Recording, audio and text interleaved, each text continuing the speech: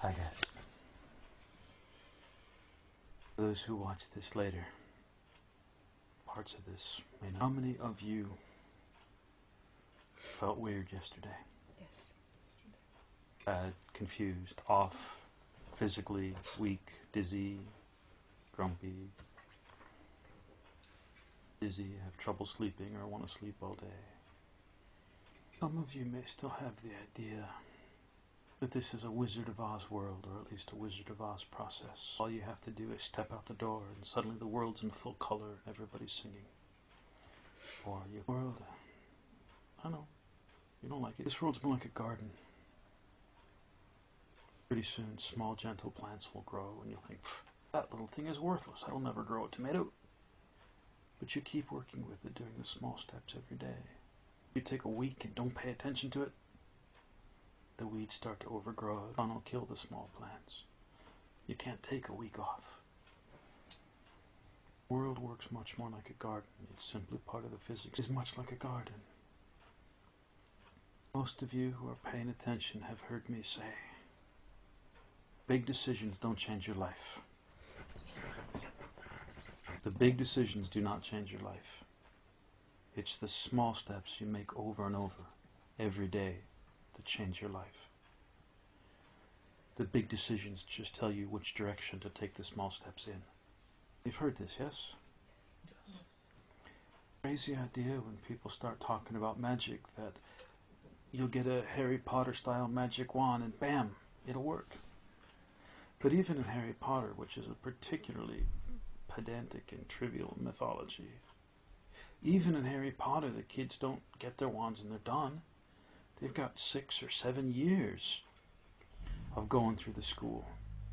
Years of training. When they're trying to conjure up a Patronus, they have to do it again and again and again. And when they're trying to make a particular plant do something or a potion, they've got to do it again and again. And if they get it wrong, somebody gets turned into a frog, or their skin gets turned a funny color. I mean, things go wrong. So they do every single day. They get out of bed. They get up and brush their little Harry Potter teeth and put on their little robes and go to class. And they do it all again. And while they're doing it, they have to deal with nasty classmates. Deal with family struggles and home life stuff. But they keep going day after day after day. And when they finish the process, when the Harry Potter kids graduate from their academy, they don't suddenly become the Dumbledore fella. It takes 800 years to become an 800-year-old wizard. Yes?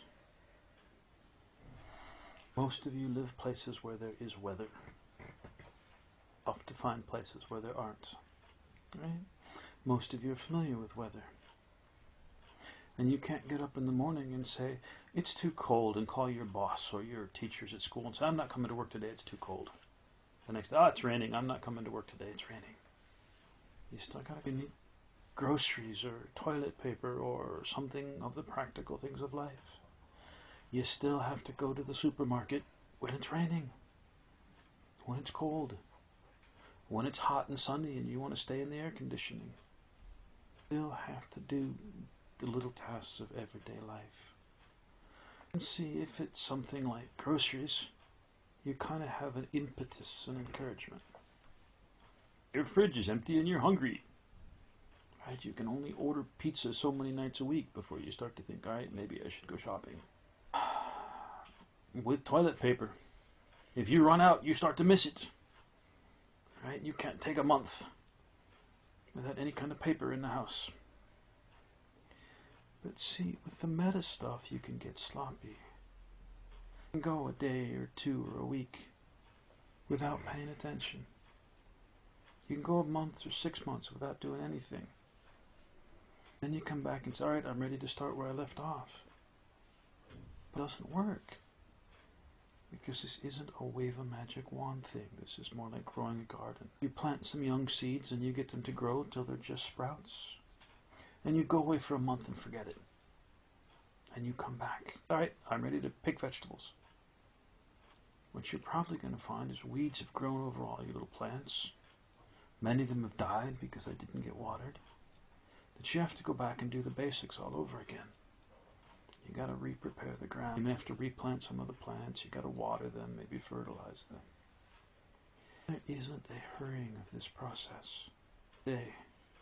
Yesterday, I realized that I didn't encourage my inner pieces to grow up. I just grabbed them and stretched them until they were taller. And they're still just as young. There isn't young shape or way through this process.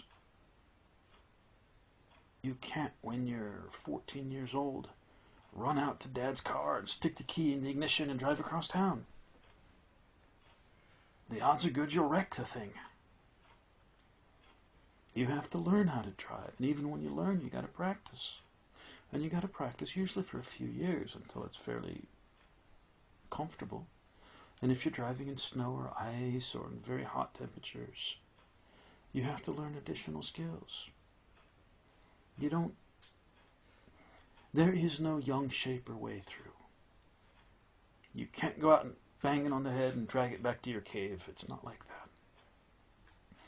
And this is like a garden. And that young shaper approach is like taking the young plants in your garden and pulling them up to make them grow faster. What happens when you pull up young plants? Uprooted. And They die. they die. You take these inner parts of yourself and start torturing them. Rip them, yank them, push them, hit them, lock them in a trunk and leave them. They don't do well. Dealing with a piece in your inner castle that's like a child. And you say, oh, this child's grumpy and mean. So you make a big box and you put him in there and you lock the lid and you leave him for 6 months. Is that piece going to be in better shape when you finally let it out? No. It's going to be grumpy and hate you. And have turned into something very scary. You need to do the gardening, the little steps, the inner awareness and the process every day, without excuse and without fail.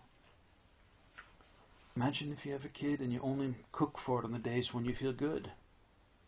I didn't feel good for a couple of days, so I didn't bother to feed my kid. Think it'll go over very well? At the very best, someone will come and take your children away. At the worst, the children will end up in very bad shape. This stuff is like that for all of you. I know you've heard me say this before. I know you've heard others say it. Some of you haven't believed it. Teacher Roha was young. I first told her this stuff. And she said, no, I can just shape it. I can make it happen.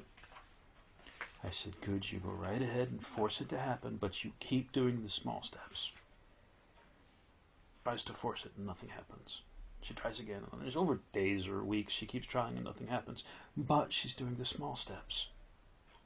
And she comes back 2 or 3 weeks later saying, you know, I'm feeling more calm. And over 2 or 3 months, wow, it's amazing. I'm a totally different person. And over 2 or 3 years, I heard Martin say about Roha, did you pick her because she's so smart and amazing? No, I didn't. She's become smart and amazing because she's done the simple steps with remarkable dedication. Every day, even when she doesn't feel good. I don't feel like it today. I don't care. I'm going to do it. And this is why she's made the process she has. Now, it's possible that in another lifetime you'll find a lollipop world, a Wizard of Oz world, where you can just wish upon a star and your fairy godmother will make it all come true. But it doesn't work in this world. Anybody want to guess why? Why you wouldn't want it to if it did? You wouldn't learn anything. It'd be boring. It's the process. Here's the really interesting reason. That is, let's say you play a massively multiplayer online game. Alright? And you go in with your character and you duel another character to test your skills. And one of you wins. Right? Now, if I took your level 1 character and made it a level 30 character and gave you all sorts of cool stuff, magic wand. You take another person who has leveled them up to 30 and gathered all the stuff on their own. Who's going to win that duel? Likely. The other guy. Why? Experience. Experience. The process changes you.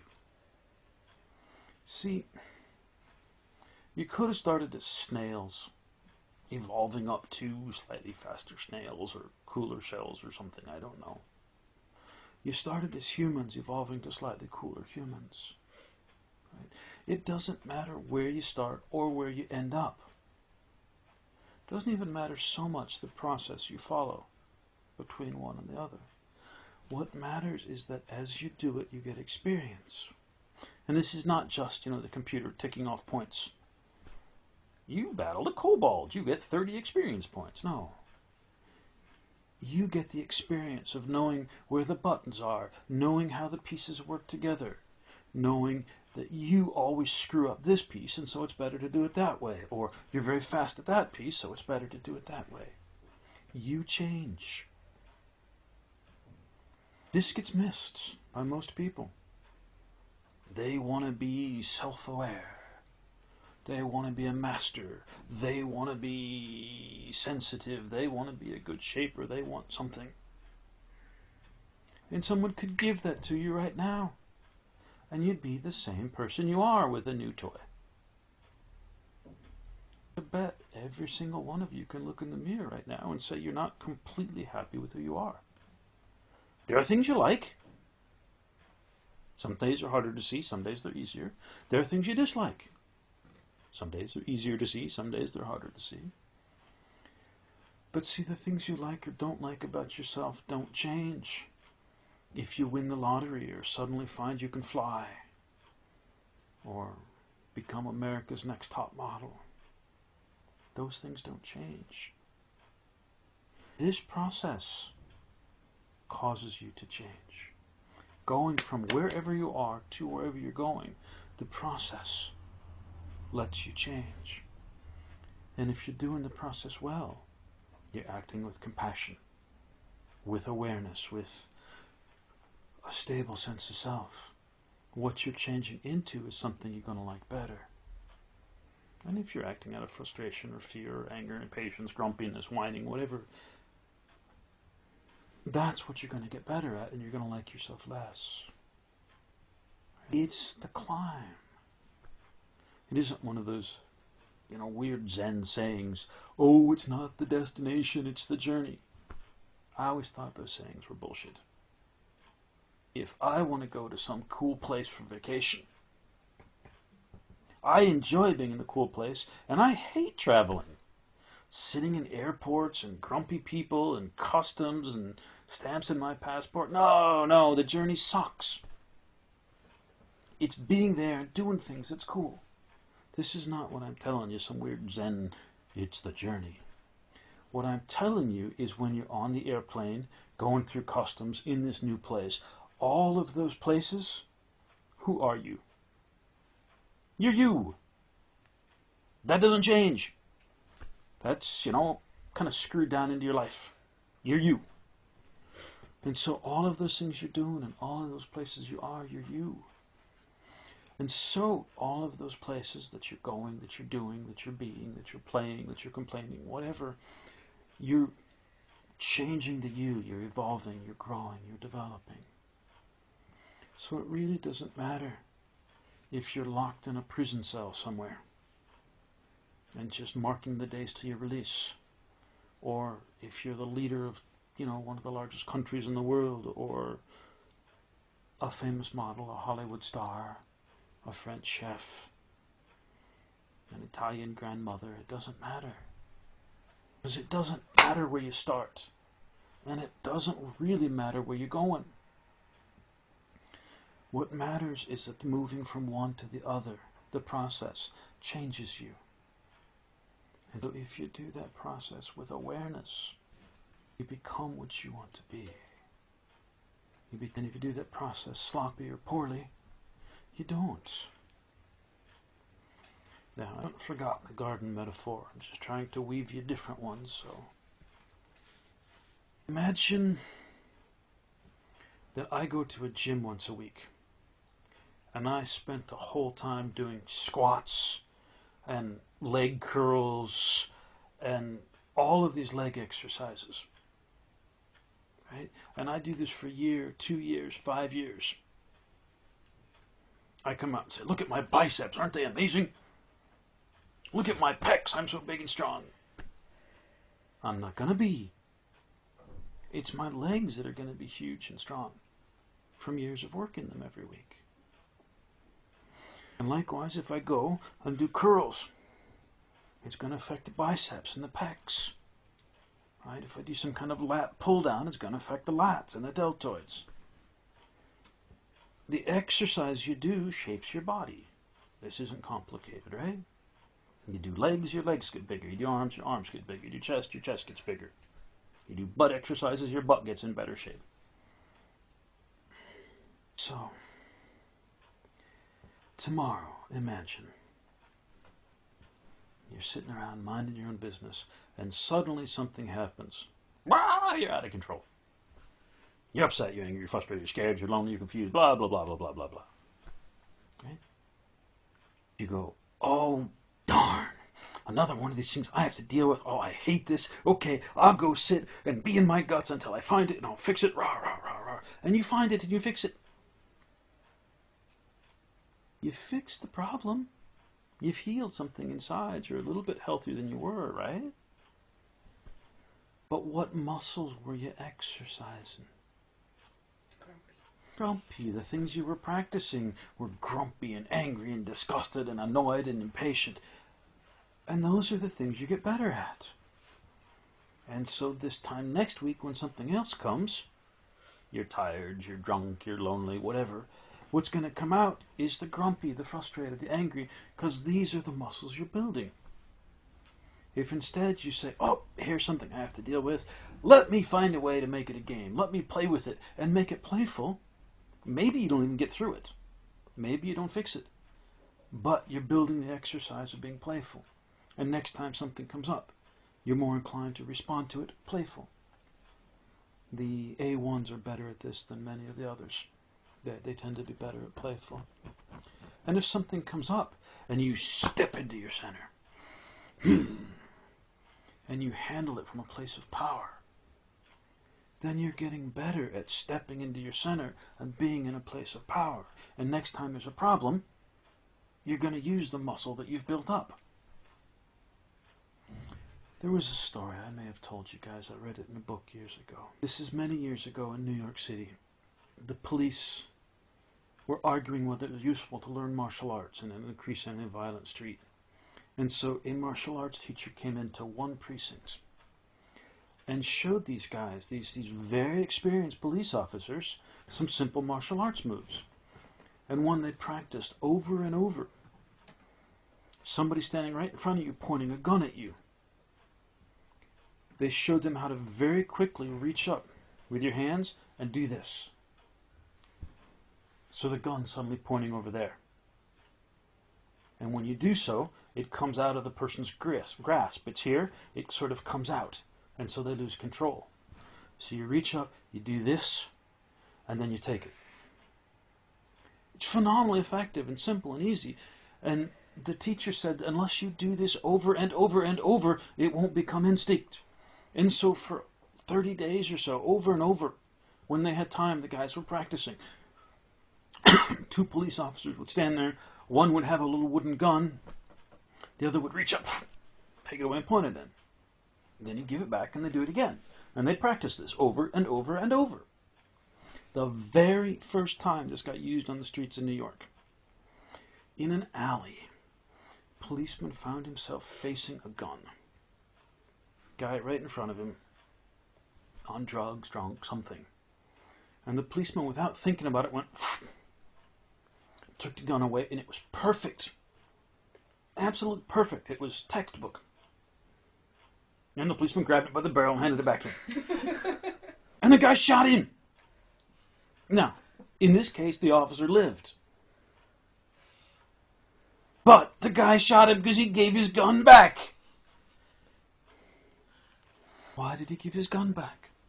He trained it. Because he trained it. That's what he practiced. The muscles that you practice are the ones you use in real life. Now, you get lots of peripheral ones as well. If you're lifting free weights or dumbbells, you're not just building the biceps or lateral muscles and such that are getting stronger. You get a lot of extra stuff too.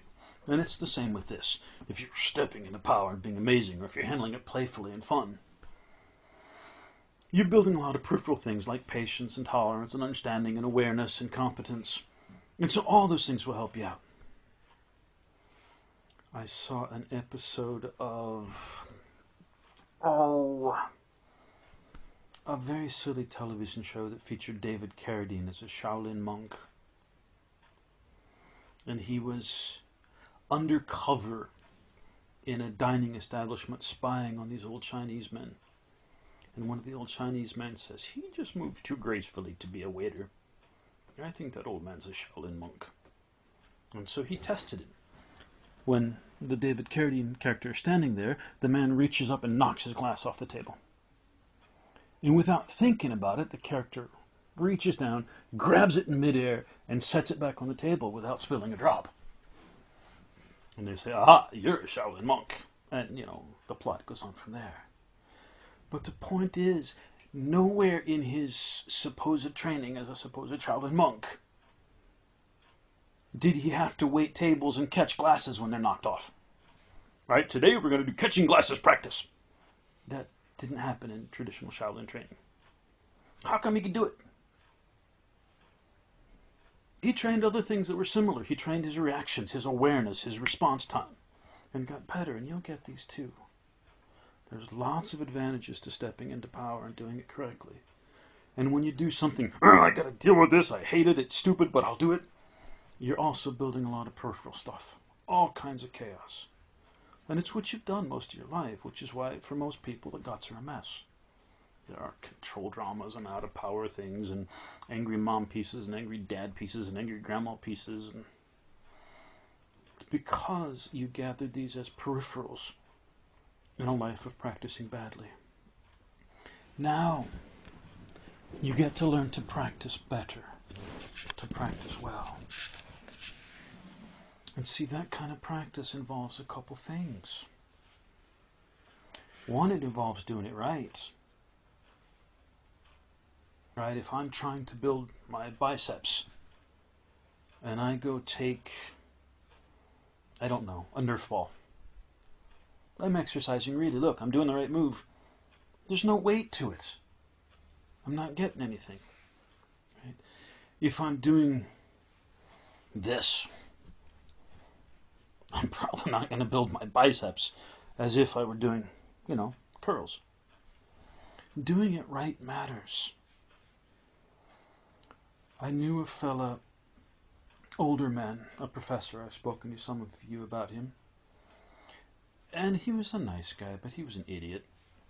He just genuinely stupid. One of those professors who's smart in his area and stupid in everything else in his life. And his kids all hated him and their lives were a wreck. Everything in his life was wrong, except what he studied. He just wasn't a smart guy. And in his late 50s, he decided, I'm out of shape. I'm going to start working out. And so he grabbed some dumbbells and started doing curls. Alternate curls, these kind of things. And he finished, and his arms were a little sore, and he said, oh, good, I'm getting stronger. And the next day, he did it again. The next day, he did it again. And after a week of doing this, he think, wow, my arms are really hurting. I must be getting strong. And he did this every day for 30 days until he found he was in constant pain. And he went to see a doctor about this and said, what's wrong? And the doctor said, I know you're a smart guy, but you're an idiot. He said, you didn't do it properly. What you got are repetitive stress injuries. And because you kept doing it, they're past the muscles and into the tendons, and your arms are screwed up. We're going to have to send You're going to have to spend 6 months to a year in physical therapy just to get your arms back to healthy. Because you didn't do it right. So this is one of the things you need. In this process, in anything, you need to do it right. Whatever your practice is. You can't be laying in bed half asleep saying, yeah, I'm doing my metta minutes, and falling asleep while you're doing it. You can't. You can't say, well, I'm sort of in my guts, and that's enough. Are you grounded? Well, sort of, kind of, but, you know. You can't be. You got to do it right. That's one. Two is you got to do it regular. You go to the gym 3 times a week is good for 3 months. Start to feel good, and then you take 6 months off. And then you go back and do it again. The hiatus, the break, will screw you up. You go to the gym, Tuesday this week and Thursday next week, and then you take a week off, and the following week you go twice. You're not ever going to build up any of the muscles. You have to do the practices consistently. And any good teacher, you guys included, when you give someone an exercise, you won't just say, do this. You'll say, do it on this schedule. Right? Do this 3 times a day. Do this every 3 minutes. Set a timer. Do this once a week, and, for this many weeks. Any good teacher will tell you that. And so I guarantee that all of you, if you've gotten these kind of things, on the important ones, you've been given these kind of temporal feedbacks. Do this many times. Do it for this long. And these are the 2 things that matter. That you do it right and that you do it consistently. Does this make sense? This isn't complicated stuff. Because I see people getting these things wrong. But these matter. Why does it matter? Because you're starting somewhere and you're going somewhere else. And it doesn't matter if you start as the world's most brilliant person and you're trying to invent some new theory or some new process. You still got to climb. You can start as the world's dumbest person and try to learn how to tie your shoes. It doesn't matter. You're starting somewhere, you're going somewhere. The climbing process in between changes you. And so, if you're doing it right and continuing to do it, it changes you in ways you like. If you're doing it wrong, like my buddy the professor, or doing it inconsistently, you're going to get ugly, messy results. You're not going to become what you want. You may actually make things worse. Right? You got to do it right. You got to do it regular. Whatever it is, wherever you're starting, wherever you're going. If you're a lousy cook and you want to become a chef, you got to practice, and you got to do it right, and you got to do it regular. If you're an okay guitarist, want to be a good guitarist. If you're an amazing guitarist, I want to be a world-class guitarist. Right? If you're a dancer and you want to be a better dancer, it doesn't matter where you start and where you're going. You find the steps that will get you there. You do them right and you do them consistently. Not, oh, I'm grumpy today, I'm sad today, I'm not going to do my steps. No. You do it right, you do it consistently. Now, how does this tie to where we started? You thought I forgot. Weather. When it's raining, you can't call your boss and say, I'm not coming to work today. I don't want to get wet. You do that a few times, you'll end up looking for a new job. Or if you got a boss who lets you do that, that's an amazing boss. You should keep that job. If you have a child, you can't refuse to feed it because you're not feeling well. If you have a lover or partner, you can't kick them out of the house for the day because you're in a bad mood and expect them to come back tomorrow and it'll all be okay. Quickly fail, unless the person really likes to be abused.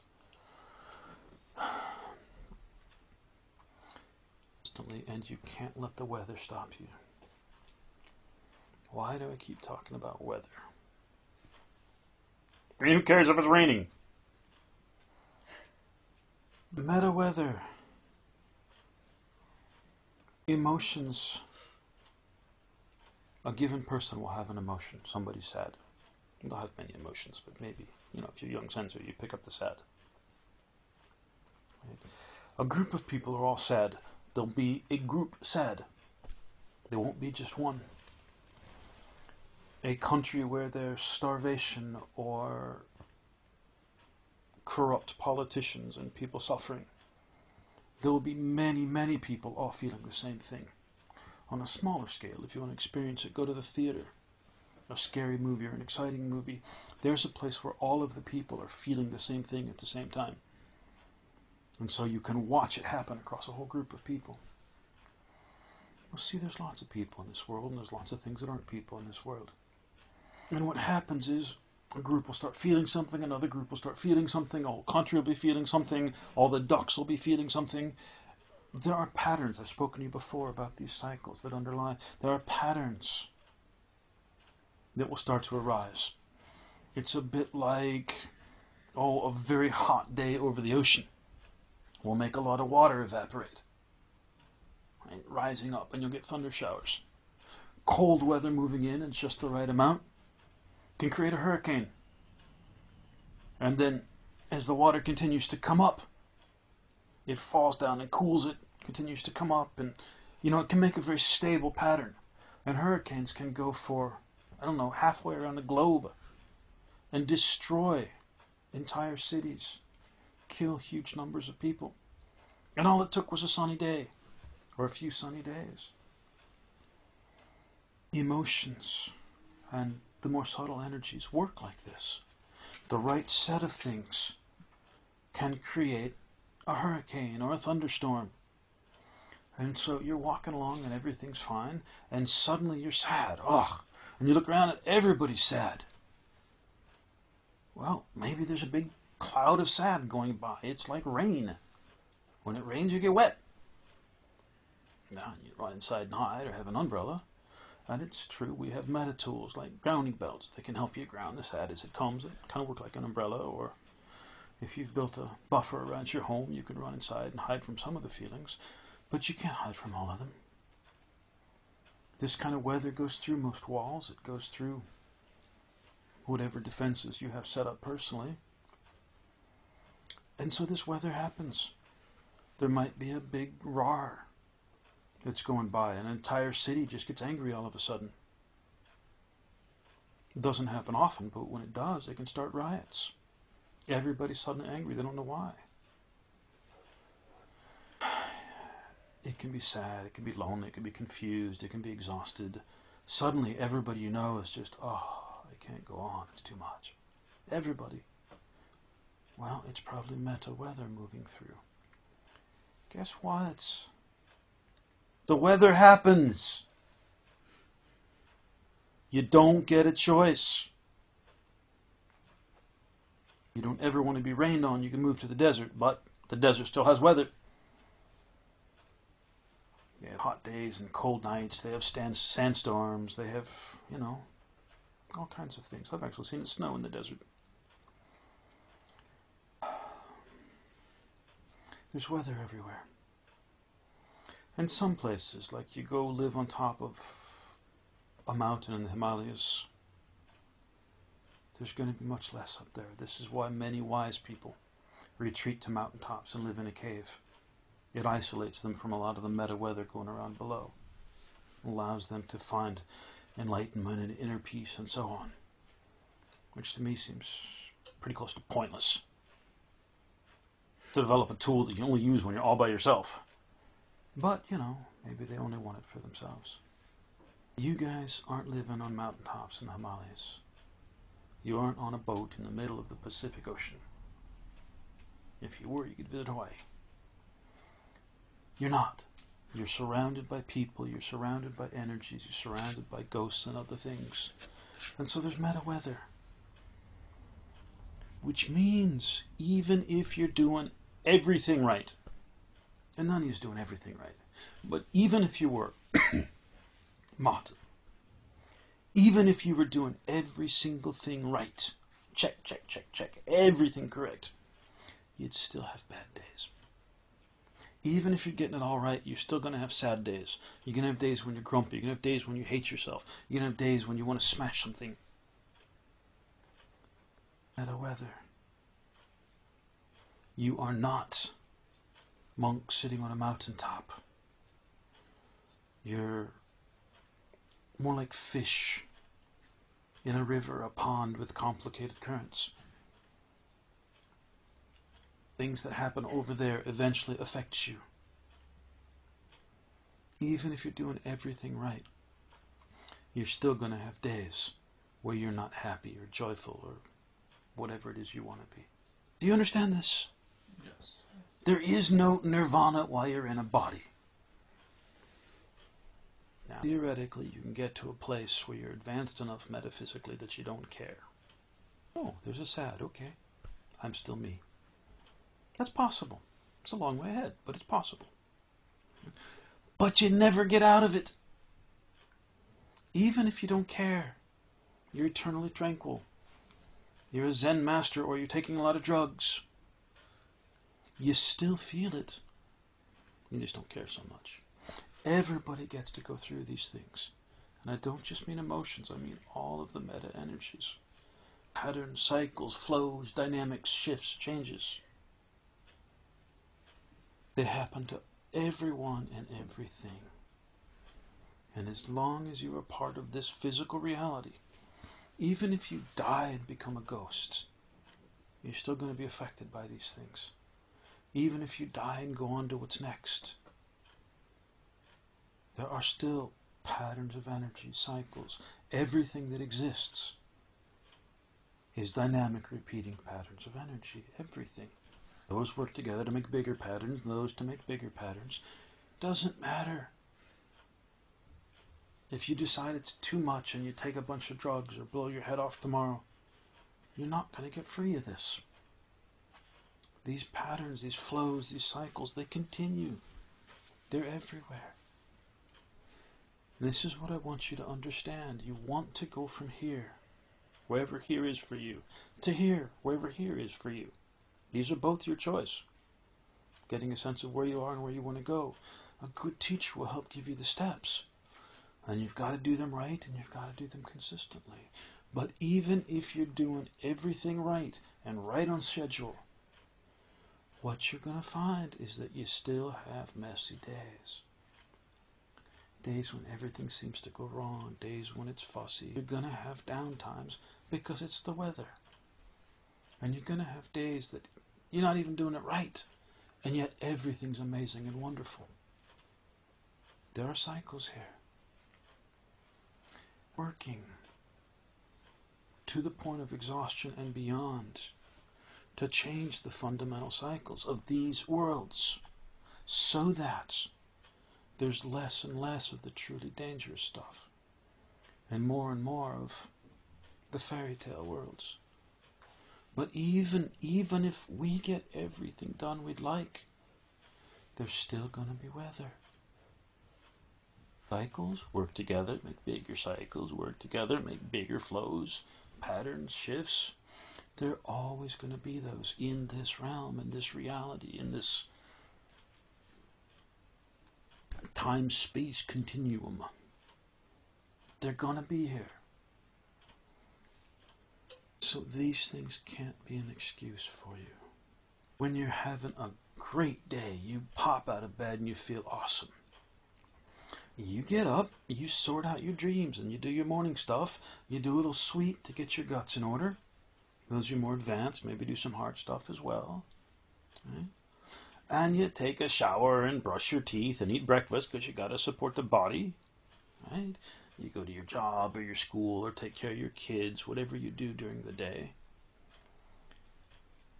It doesn't matter. You're feeling great, you do those things. You wake up one day and go, oh, I can barely move. My nose is all stuffed up. I have a terrible cold. I feel awful. You get up, you sort your dreams, you do some sweet, those are your more advanced, a little hard stuff. Then you got to eat something and maybe take a shower, take care of the physical body. It doesn't matter what you feel. Now, yes, feelings matter. Being aware of feelings is incredibly important, but for your process, doing it right and doing it consistently, feelings are irrelevant. It doesn't matter if you feel good about it or feel bad about it. It doesn't matter if it's a happy day or a sad day. You still do it right. You still do it consistently. Having lots of unhappy days, you go talk to your teacher and say, I'm having lots of unhappy days, something's wrong. And you find a new process. You change where you want to go. You redefine where you are. You pick different steps to get from one to the other. But once you've got those steps, you do them right and you do them consistently. Don't let the weather change your life. Able to climb into a cave and hibernate for 6 months when it's cold. Doesn't work that way. Even if you don't leave house, it doesn't matter. I asked how many of you, when I started, were feeling what was causing it, and I fixed it. And messy, 10, 15 minutes later. But see, to do that, I had to change things. And so for the next several hours, a lot of you were freaking out or afraid because, oh my God, something's changed. Change, I'm scared of change. Change is scary. Oh my God, what do I do? Right? So you could deal with the problem, or I could fix it and you could deal with the change. Either way, there's chaos going on yesterday. And until this process until it finishes slowing down, there's going to be a lot of change and there's going to be a lot of messy. Now, some of you are aware of the Mayan calendar and the cycles of it. The idea is that the cycles aren't the same length every time. That the cycles are being compressed up to the end of the Mayan calendar. So time's going faster and faster and faster. And then some sort of change. And then it starts slowing down. Well, I have told you that change happened in October of 2010. It's past. Right now, things are slowing down. They're getting stable. They're getting easier. But it's taken thousands of years to ramp up to this place, and it's going to take thousands of years to slow down to where it's fully stable. The good news for those of you who don't like change is this isn't a straight curve. It doesn't get a little less messy every day. It's a fairly steep curve. It's getting a lot less messy very quickly.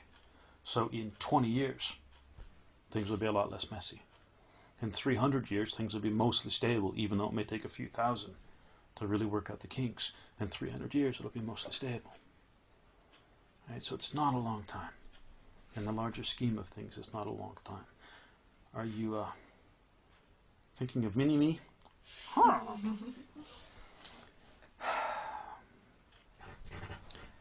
So while this is going on, while we're in the peak, from speeding up to slowing down, and this peak, it's going to last a couple hundred years, really.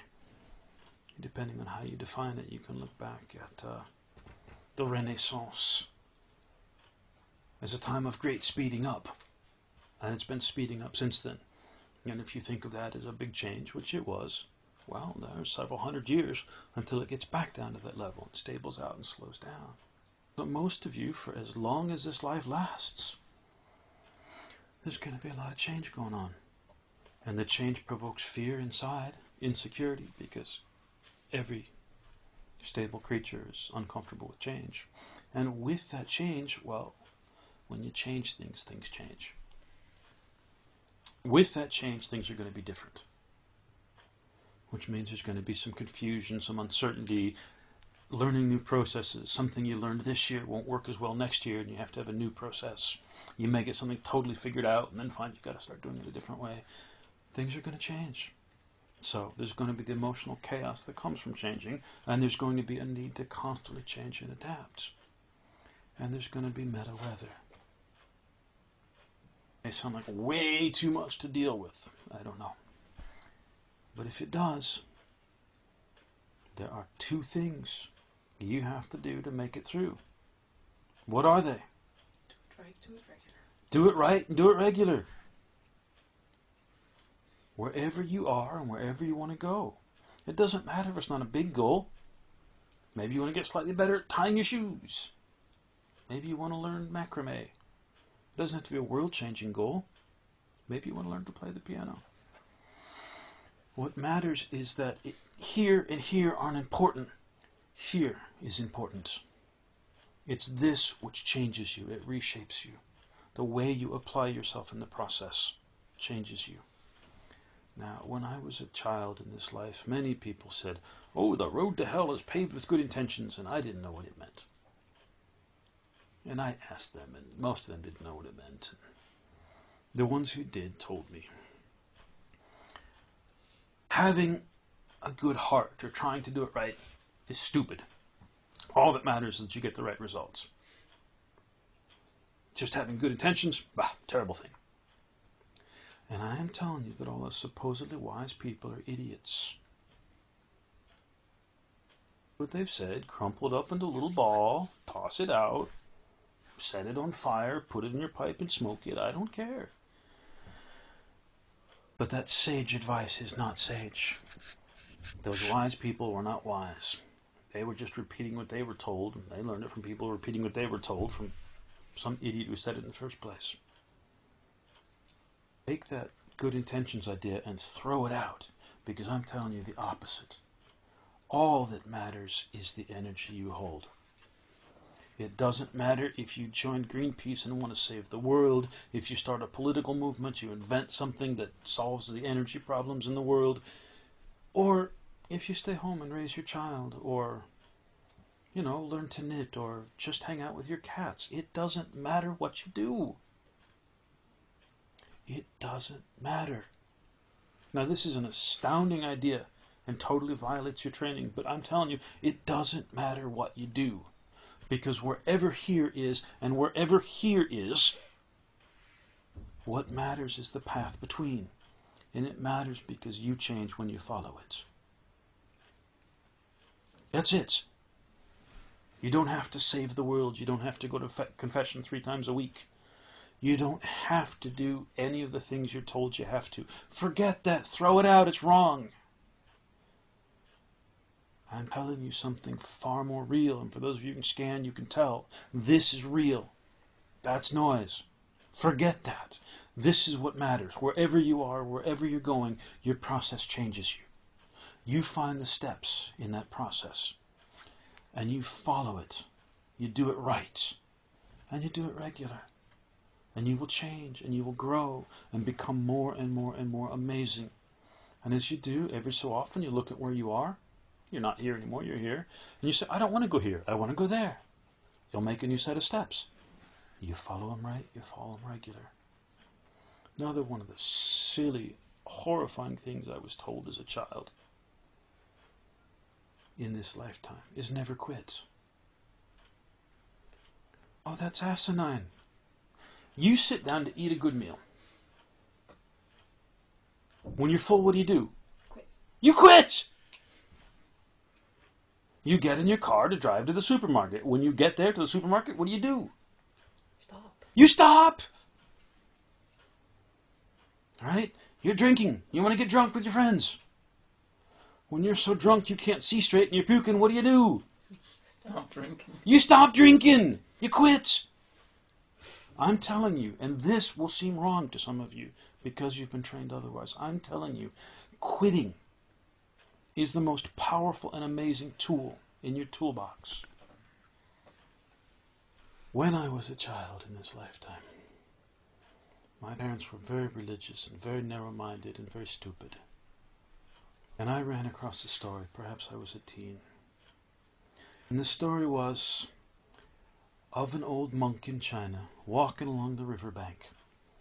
And the river starts to get narrow and narrow and turn into a gorge, and the path gets closer and closer to the water, and pretty soon he's stepping on rocks and about to fall in the water, and then the wall, and he can't go any further forward. But he looks across on the other side of the river, and there's a path there. He thinks, if I could get to that path. So he backtraces a little bit. And he finds some fallen piece of wood and some vines, and he weaves it into a sloppy raft. It's very poorly made, but it's enough to get across the river. So he gets on his raft, and he gets across the river to the new path. And then he takes the raft, and he ties it onto his back. And barely able to walk, he staggers along the new path. And you think, what are you thinking? You only needed it to get to here. Why did you keep it? And see, this old Asian story taught me, is how most people function. You get to a place in your life where you can't go forward. And then you find, discover, or create a truth, a piece of awareness, a new vision, a new perspective that lets you get to the new place. And you get to that new place. But then getting to the new place, you don't let it go. You say, well, it was true, so it always has to be true when you strap it to your back and carry it forever. And I tried to explain this to the biological parents. Oh, so much rage. I mean, practically screaming about the horror of this. How dare you? If a thing is true, it's always true. Yah, rah, and just yelling, and oh, it was awful. I just couldn't get this idea across. But see, to me, it's so obvious. And if it's not obvious, let me give you another example. I was a monk for a time in the Sinai Desert. And it's a very, very old monastery. And in this monastery, there are pieces of art hanging on the wall. Icons, painted in gold leaf on wood, that have lasted for, many of them, over 1,000 years. And there's a single one that is probably the most famous, or one of the two most famous there. There's one of Jesus with lopsided eyes that's pretty famous. But the other one that's really famous shows ground, a ladder going up to the clouds. And in the clouds there are angels playing harps or something. And there are monks climbing this ladder. And little, guys with pitchforks trying to knock them off the ladder. And this idea that the spiritual process, the evolving, is a ladder, is something that occurs in almost every mythology, in every idea. It occurs in higher education. We speak of climbing the ladder of higher education. It occurs in business. What are you doing? I'm climbing the corporate ladder. In anything, we see improvement as climbing up a ladder. It's not strange, yes? Everybody can understand climbing a ladder, not strange. So, you're here on the ladder. You're shaking and scared because it's a long way down. The next rung is here. You reach up and you grab it. It's an awesome thing. It gets you where you want to go. You pull yourself up and you climb up, and pretty soon this rung that was up here is now down there. And you're reaching up for the next rung, but you can't quite get it because you're still holding on to this one down here. This is the same as the river story. When you're holding on to a truth, no matter how sacred, no matter how important, when you're holding on to an idea, perspective, an image, whatever, you can't reach for new things. When your hands are full, you can't reach out and take what life is trying to give you. Letting go is the most important thing you can do. Every time you climb, you have to let go of the pieces you left behind. And this is quitting. This used to be sacred for me, but now I'm here, so I quit. I'm going to the next one. When I went to high school, I quit going to grade school. Why? Well, I couldn't do both. And they wouldn't have me, so it was easy. You need to quit when you move on to a new level. And this is okay. So I realize these are both very new ideas. Breathe. Quitting is a sacred and valuable thing. And intentions, attitude, the energy you hold is far more important than what you do. Because you're going from here to here. Between them is the process that changes you. It's the process that matters. The process involves changing and growing. And to do it right, you need only two things. To do it correctly, and to do it over and over and over, consistently. That's it. If you can do that, you can't click your heels together 3 times and be back in Oz, or back in Kansas, or whatever. It doesn't work. You pick where you are, you pick where you want to go, you start making the steps, you do it right, you do it consistently. And that's it. That's the entire secret of this whole process. You want to be amazing, you do those things. And you do them right, and you do them consistently. That's all. It's so simple that many people want to set it aside. No, there has to be complex magic or metaphysics or something. No. Simple steps done over and over. The big decisions don't change you. The simple steps change you. The big decisions just show you which direction to take the simple steps. This is what I want you to take away, no matter what the meta weather, no matter what's going on, no matter what wise sayings you've learned in your life. You keep making the simple steps and you let everything else go. Just quit worrying about the other stuff. You keep making your simple steps. You do it right and you'll get where you want to be. That's all.